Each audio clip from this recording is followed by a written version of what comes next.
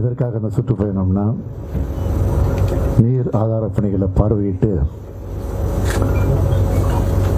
அதை துரிதப்படுத்தணும், முறைப்படுத்தணும் என்பதற்காக இந்த பயணத்தை நான் மேற்கொண்டேன். அந்த பயணத்தை பொறுத்த வரைக்கும் ஒரு மகிழ்ச்சியாக மனநிறைவை பெறக்கூடிய வகையில் இந்த பயணம் அமைஞ்சது. அதை ஒட்டி உங்களை சந்திக்கிறதுல நான் மகிழ்ச்சி அடைகிறேன். சட்டமன்ற தேர்தலுக்கு முன்னாடி இதே திருச்சியில் ஒரு மாநில மாநாடு போல் நடைபெற்ற ஒரு மாபெரும் பொதுக்கூட்டத்தில் பங்கெடுத்துக்கொண்டு 7 உறுதிமொழிகளை அறிவித்ததை நீங்கள் மறந்திருக்க மாட்டீங்க. அதில் 1 வளரும் வாய்ப்புகள், வளமான தமிழ்நாடு. 2 மகசூல் பெருக்கம், மகிழும் விவசாயி. 3 குடிமக்கள் அனைவருக்கும் குறையாத தண்ணீர். 4 அனைவருக்கும் உயர்தர கல்வி மற்றும் உயர்தர மருத்துவம். 5 எளிமை வளமான தமிழ்நாடு. 2 மகசூல் பெருக்கம், மகிழும் விவசாயி. 3 குடிமக்கள் அனைவருக்கும் குறையாத தண்ணீர். 4 அனைவருக்கும் உயர்தர கல்வி மற்றும் உயர்தர மருத்துவம். 5 எழில்மிகு மாநகரங்களின் மாநிலம்.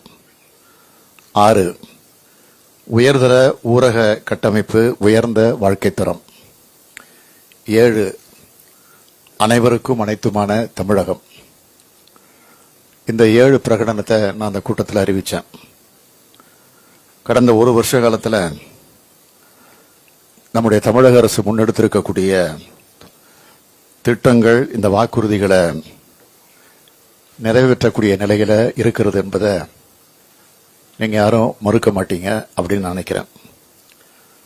அந்த வகையில் மகசூல் பெருக்கம், மகிழும் விவசாயம் என்ற வாக்குறுதியை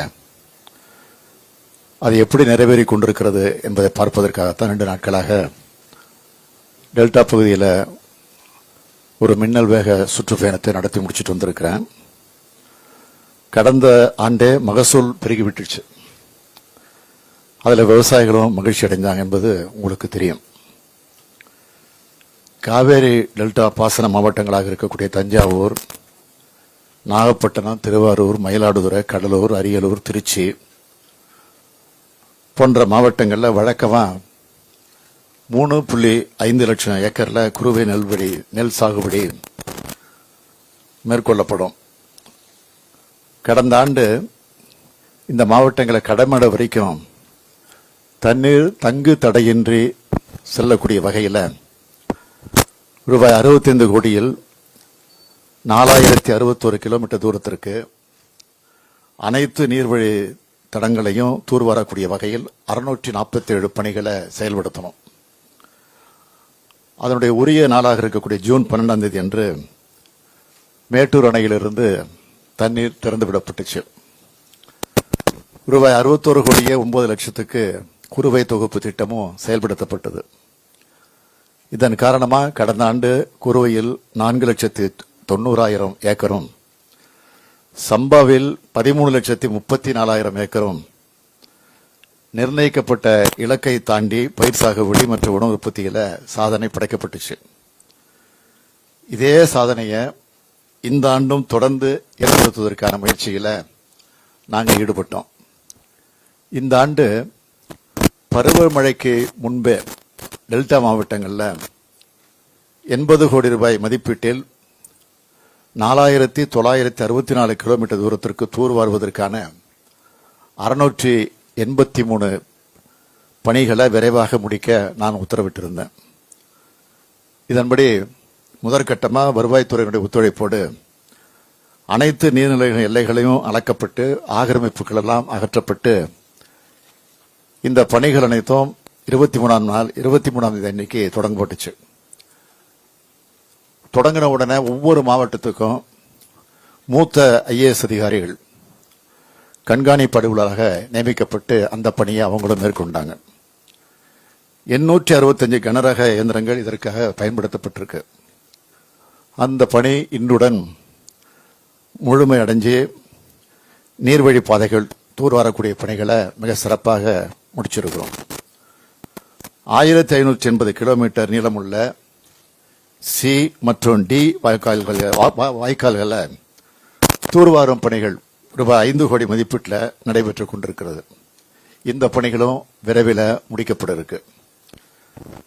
கரூர் மாவட்டத்தில் ரூபாய் 2 கோடியே 85 லட்சத்தில் 19 பணிகளும், திருச்சி மாவட்டத்தில் ரூபாய் 18 கோடியே 75 லட்சத்தில் 90 பணிகளும், பெரம்பலூர் மாவட்டத்தில் ரூபாய் 2 கோடியே 48 லட்சத்தில் 40 பணிகளும், அரியலூர் மாவட்டத்தில் ரூபாய் 1 கோடியில் 16 பணிகளும், புதுக்கோட்டை மாவட்டத்தில் ரூபாய் 1 கோடியே 10 லட்சத்தில் 20 பணிகளும், தஞ்சாவூர் மாவட்டத்தில் ரூபாய் 21 கோடியில் 170 பணிகளும், திருவாரூர் மாவட்டத்தில் ரூபாய் 12 கோடியில் 115 பணிகளும், நாகப்பட்டினம் மாவட்டத்தில் ரூபாய் 3 கோடியில் 46 லட்சத்தில் 30 பணிகளும், மயிலாடுதுறை மாவட்டத்தில் ரூபாய் 8 கோடியே 70 லட்சத்தில் 49 பணிகளும், கடலூர் மாவட்டத்தில் ரூபாய் 8 கோடியே 50 லட்சத்தில் 134 பணிகளும், மொத்தம் 4418 கிலோமீட்டர் தூரத்திற்கு முடிக்கப்பட்டிருக்கு. குறுவை சாகுபடிக்கு வழக்கமா மேட்டூர் அணையிலிருந்து நீர் திறந்துவிடப்படக்கூடிய நாள் என்பது ஜூன் 12ஆம் தேதி எல்லாருக்கும் தெரியும். ஆனால் 12ஆம் தேதிக்கு முன்பே, அதாவது மே மாதம் 24ஆம் தேதியே நீர் திறந்து விடப்பட்டதும் அது உங்களுக்கும் தெரியும். சுதந்திர இந்தியாவில் மே மாதத்தில் மேட்டூர் அணை திறந்து விடப்பட்ட வரலாறு இதுவரையும் கிடையாது. இதுதான் முதல் முறை. இந்த வரலாற்று சாதனையானது இந்த ஆண்டுக்கு தான் நிகழ்ந்திருக்கு. இதனால டெல்டா மாவட்டங்களில் கடந்த ஆண்டை விட குறுவையில் 5.20 லட்சம் ஏக்கரும், சம்பாவில் 13.5 லட்சம் ஏக்கரும் என சாகுபடி பரப்பு உயரும்னு எதிர்பார்க்கப்படுகிறது. சம்பா சாகுபடிக்கான முன்னேற்பாடுகளும் முன்கூட்டியே துவக்கப்படுவதால் வடகிழக்கு பருவமழை காலத்தில் சம்பா பயிர்கள் வெள்ள நீரில் மூழ்காமல் காக்கப்படும். மேலும் நிலத்தடி நீர்மட்டம் உயர்வதால் கோடை பயிர் வகைகளையும் அதிக அளவில் சாகுபடி செய்வதற்கான வாய்ப்பும் ஏற்படும். இன்றைய தேதியில் 1,56,351 ஏக்கர் அளவில் குறுவை சாகுபடியில் நெல் பயிரிடப்பட்டிருக்கு. தமிழ்நாட்டினுடைய நிதிநிலைமை பற்றி உங்களுக்கே தெரியும். ஆனாலும் உழவர் பெருமக்களுக்கான உதவிகளை செய்வதில் எப்போதும் திமுக அரசு என்றைக்கும் பின்வாங்கியது கிடையாது. வேளாண் பெருமக்களை நலன் கருதி இந்த ஆண்டும் ரூபாய் 61 கோடி மதிப்பிலான குறுவை தொகுப்பு வழங்கக்கூடிய திட்டம் செயல்படுத்தப்படும் என்பதை உங்கள் மூலமாக உழவர் பெருமக்களுக்கு நான் தெரிவித்துக் கொள்ள விரும்புகிறேன். இந்த திட்டத்தின் மூலம் 3 லட்சம் உழவர்கள் பயன்பெறுவாங்க. வேளாண் உற்பத்தியை பெருக்கும் நோக்கத்தோடு 1,90,000 ஏக்கர் பரப்பளவிற்கு யூரியா, டிஏபி, பொட்டாஷ் ஆகிய உரங்கள் அடங்கிய தொகுப்பு 47 கோடி ரூபாய் ஒதுக்கீட்டில் முழு மானிய விலையில் வழங்கப்படும். வேளாண் விரிவாக்க மையங்கள் மூலம் 2,400 மெட்ரிக் டன் நெல் விதைகள் 50 விழுக்காடு மானியத்தில் 4 கோடி 20 லட்சம் ரூபாயில வழங்கப்படும். வேளாண் பொறியியல் துறை மூலம் டிராக்டர் உள்ளிட்ட 237 வேளாண் இயந்திரங்கள் மற்றும் கருவிகள் 50 விழுக்காடு மானியத்தில் ரூபாய் 6 கோடி 6 லட்சம் மதிப்பீட்டில் வழங்கப்படும். இதன் மூலமாக கடந்த ஆண்டு சாதனையானது இந்த ஆண்டும் தொடரப் போகிறது.